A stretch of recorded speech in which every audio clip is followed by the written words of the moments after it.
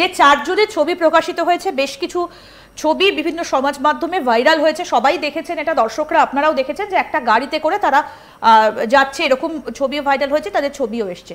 কিন্তু তাদেরকে এখনো পর্যন্ত তাদের কোনো সন্ধান কি মিললো, তাদেরকে কি ধরা সম্ভব হয়েছে? লোকাল ইন্টেলিজেন্স কেন ফেল করলো, এই কারণগুলো কি খোঁজা হচ্ছে? দেখো, গতবার যখন পুলওয়ামা হয়েছিল ওখানকার লোকাল ডিএসপিকে অ্যারেস্ট করা হয়েছিল, সুতরাং আই এম নট ইন্ডিকেটিং যে এবারেও হয়তো লোকাল পুলিশের কোনো ইনভলভমেন্ট বা আছে, আমি সেটা বলছি না। আমি বলছি মানে স্পেকট্রামটা অনেকটা হতে পারে, অনেকজনই ইনভলভ থাকতে পারে, অনেক মানুষই ইনভলভ থাকতে পারে। পয়েন্টটা হচ্ছে এটা এতটাই ইনভেস্টিগেটিভ ম্যাটার, এতটাই ডাউনলেন ম্যাটার, এত টাকা গ্রে ম্যাটার। আমার মনে হয় ভারত সরকার অবভিয়াসলি তো বসেনি, প্রথম কথা এটা বোঝা যাচ্ছে। দ্বিতীয় কথা হচ্ছে ইনভেস্টিগেটিভ অর্গানাইজেশনসগুলো আছে যারা, ইন্টেলিজেন্স অর্গানাইজেশনগুলো আছে যারা, তারা সবাই রেড অ্যালার্টে কাজ করছে, তারা 24/7 কাজ করছে। সুতরাং তারা এটা অবভিয়াসলি বার করার চেষ্টা করবে কারা কারা ইনভলভড আছে এর মধ্যে।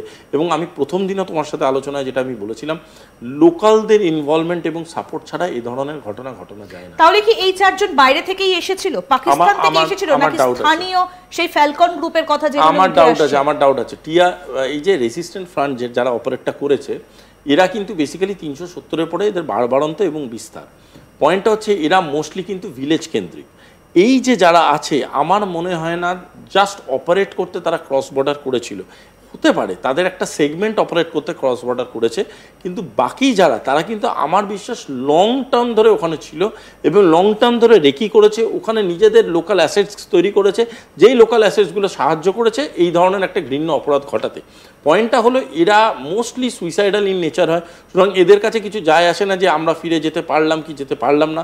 এবং আরেকটাও খুব অবাক করার বিষয় এখানে উঠে আসছে যে যদি লস্কর এই কাজটা করে থাকে, তাহলে লস্কর কেন নিজে অপারেট করলো না, কেন টিআরএফকে দিয়ে অপারেট করলো? তার একটা বড় কারণ হচ্ছে এই যে লোকালাইজ যে ফ্রান্টসগুলো আছে, এইগুলো কিন্তু মোস্টলি লোকাল ছেলেপিলে নিয়েই তৈরি, ওখান থেকেই লোকাল রিক্রুট থেকে তৈরি। তাতে কি হয়, সন্দেহ বা ডিটেকশন করার জায়গাটা অনেকটা কমে আসে। যারা অর্ডিনারি গ্রামের লোক, তারা অলরেডি গ্রামেতেই থাকে, তারাই যখন অপারেটিভ একটা শেপ নেয়, তখন সেটা ডিফারেন্সটা ডিটেক্ট করাটা মুশকিল হয়ে যায়। তার জন্যই খুব ট্যাকটিক্যালি এই টিআরএফকে দিয়ে কাজটা করানো হয়েছে। এবং এই যে গোষ্ঠীগুলো বিভিন্ন রকমভাবে অপারেট করে, এরা কিন্তু নট নেসেসারিলি ক্রস বর্ডার করে আসে, এরা লং টার্ম ওখানে আছে এবং লং টার্ম এদের অ্যাসেটসরা আছে, এবং তারাই আজকের ডেটে দাঁড়িয়ে এটা সুযোগ সন্ধানী হিসাবে এই কাজগুলো ঘটাতে সক্ষম হয়েছে।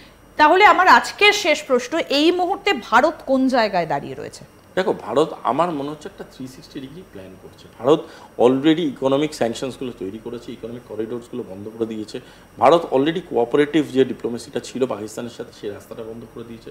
ভারত অলরেডি তার যারা অ্যালায়েন্স ছিল তাদেরকে পরিষ্কার বুঝিয়ে দিয়েছে যে দেখো, diplomatically I am not going to help Pakistan anymore. Second কথাটা, ভারত নিজের যে পরিস্থিতি ফেস করেছে, যেভাবে মানুষ মারা গেছে, তার একটা অফিসিয়াল ব্রিফিং গতকাল, যেটা আমরা এমিয়া সূত্রেও জানতে পেরেছি, প্রতিটা দেশ, ইউরোপিয়ান ইউনিয়ন এন্ড এভরিবাডি, সবাইকে জানিয়ে দেওয়া হয়েছে।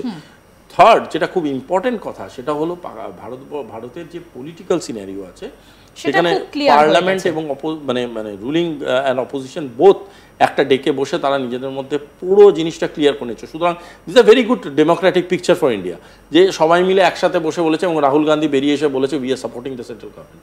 এবং পরিষ্কার এমন একটা চিত্র তৈরি হয়ে গেছে, যেই চিত্রটা থেকে এটা ক্লিয়ার যে ভারতবর্ষ নিজের জায়গা থেকে ভীষণ স্ট্রং একটা কিছু করতে চলেছে, এবং এই স্ট্রং কিছু করতে চলার জন্যে যা যা প্রিলুড করা দরকার, যা যা করার আগে যে মুখড়াটা করা দরকার, সেই মুখড়াটা কিন্তু শুরু হয়ে গেছে।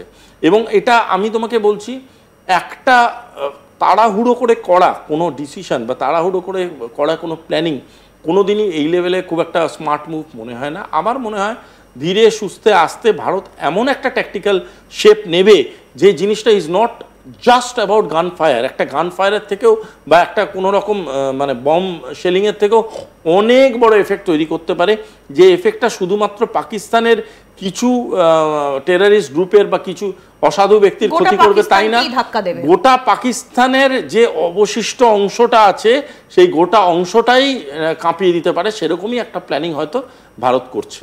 আগের দিন যে ঘটনাটা ঘটেছে পুলওয়ামায়, সেই ঘটনাটায় সিলেবাস বহির্ভূত কাজ হয়েছে, সিভিলিয়ানদের উপরে অ্যাটাক হয়েছে। এই সিভিলিয়ান কথাটা কিন্তু শুধুমাত্র ভারতবর্ষের কথা না, এটা গোটা পৃথিবীর কথা।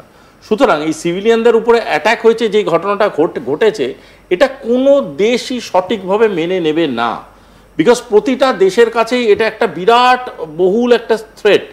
যে আমাদের উপরে যেটা ঘটেছে এটাকে যদি আমরা মেনে নিই, আজকে ভারতবর্ষের সাথে ঘটছে, কালকের ডেটে দাঁড়িয়ে এই বিষধর সাপটা আমেরিকায় কামড়াবে না কোনো গ্যারান্টি আছে? এই বিষধর সাপটা রাশিয়ায় কামড়াবে না কোনো গ্যারান্টি আছে? যেটা তাদের সাথে তো পাস্ট এক্সপিরিয়েন্স খুব খারাপ। এবং সব থেকে বড় কথা, তুমি নাম বললে Russia, America, China, European Union was present also yesterday. চায়নাকে নিয়ে এত বড় বড় কথা বলছে, আজকের ডেটে China is also not supporting this. ওদের সব থেকে বড় কনফিডেন্সের যারা ছিল overseas Islamic conference, OIC, they have also said, Qatar, United Arab Emirates, Saudi, সবাই নিজের মতো স্টেটমেন্ট করে দিয়েছে যে আমরা কোনোভাবে এই নাশকতাকে মানি না। তারাও কিন্তু ইসলাম ধর্মাবলম্বী, কিন্তু তারা বলে দিয়েছে এই কথাটা। কেন বলে দিয়েছে? কারণ it is very straight, it is against terrorism and it will be taken care of in a very hard way. Pakistan যেটা মনে করে সেটা হলো যে প্রথম কথা হচ্ছে পাকিস্তান দেশটা না শুকনো নেশার উপরে থাকে, 90% আফিম চাষ করে, গাঁজা খায়, সুতরাং মাথা কাজ করে না এদের। একটা সময়ের পর থেকে না এরা যেই জিনিসটা করে এটা পিওর অ্যাড্রিনালাইন রাশ, আর কিচ্ছু নয়। এবং যে ঘটনাটা ঘটিয়েছে এই কিছুদিনের মধ্যে, যেই রিপিটেড ঘটনাগুলো ঘটিয়ে আসছিল, সেইগুলো কিন্তু তাও ভারত সরকার তার মতো করে রিটালিয়েট করছিল। কিন্তু এই যে সিভিলিয়ানদের উপরে অ্যাটাক করলো, মারলো, ধর্মের একটা বার্তা দিল, এই জিনিসটা কিন্তু শুধুমাত্র ভারতবর্ষের আত্মাতে আঘাত করেছে তাই না, গোটা পৃথিবীর মানবিকতার এবং মানসিকতার উপরে এফেক্ট করেছে। এবং গোটা পৃথিবী আজকের ডেটে বুঝতে পেরেছে এই সাপটাকে মারাটা খুব প্রয়োজন। এবং তার জন্য এই মুহূর্তে দাঁড়িয়ে যা পরিস্থিতি, একটা যুদ্ধ আবহ গোটা ভারতবর্ষ জুড়ে, কিন্তু কনভেনশনাল ওয়ারে হয়তো ভারতবর্ষ এই মুহূর্তে যাবে না, কারণ একটা যুদ্ধের পেছনে অনেক রকম ইকুয়েশন থাকে। এই যে জল চুক্তি, যেটা এবার ভারত বলছে যে আর মানা হবে না, সাসপেন্ড করা হয়েছে, মানে কোট আনকোট, এতে পাকিস্তানের তরফ থেকেও কিন্তু একটা প্রচ্ছন্ন হুমকি দেওয়া হয়েছে। সেটা কি পাকিস্তানের ভয় পেয়ে দেওয়া, নাকি আরো কিছু ঘটতে পারে সেই জন্য আগে ভাগে বলে রাখা? পাকিস্তান কাঁপছে, ভয় না, ভয়ে অনেক মানে সফিস্টিকেটেড কথা, পাকিস্তান কাঁপছে, আর্মি থেকে শুরু করে আইএসআই সবাই কাঁপছে। আর আরেকটা কথা তোমার সাথে অ্যাড করে দিচ্ছি, তুমি বললে কনভেনশনাল ওয়ার নয়, আমি এটার থেকে একটু এগিয়ে গিয়ে একটা কথা বলছি। Bharat is planning for a composite warfare. Composite warfare মানে টুকরো টুকরো টুকরো টুকরো বিভিন্ন দিক দিয়ে 360 ডিগ্রি অ্যাঙ্গেলে কাউকে যদি অ্যাটাক করার প্ল্যান করা হয়, দ্যাট ইজ কম্পোজিট ওয়ারফেয়ার। আজকের ডেটে দাঁড়িয়ে ভারত ডিপ্লোম্যাটিক স্ট্যান্ড নিয়েছে। ভারত যে জল বন্ধ করেছে, it's absolute diplomatic decision. Visa বন্ধ করে দিয়েছে, আজকের ডেটে বিভিন্ন বর্ডার লাইন বন্ধ করে দিয়েছে।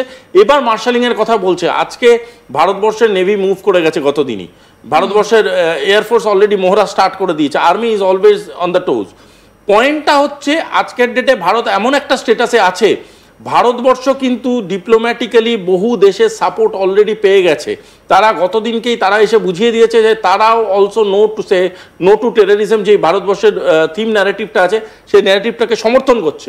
সুতরাং তারাও বুঝে গেছে যে দিনের পর দিন আপনারা যে সাপের চাষটা করছেন সেটাকে বন্ধ করাটা খুব প্রয়োজনীয়।